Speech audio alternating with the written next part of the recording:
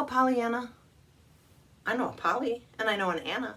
Oh wait, I do know a Pollyanna. A Pollyanna is an overly optimistic or overly cheerful person. That sounds like a nice person. Yeah, a Pollyanna.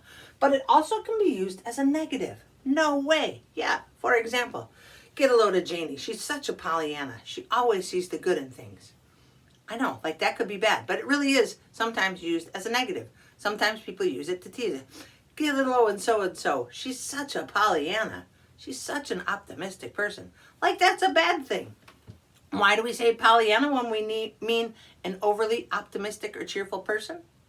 I do know. It comes from the American classic by the same name, Pollyanna. Yeah, I know. It was a book. But now it's a term meaning an optimistic or cheerful person. Why is it sometimes used as a negative? I don't know. But now you can read and understand this sentence, I hope.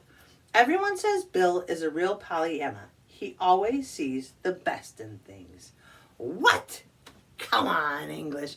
Can you make a sentence with Pollyanna?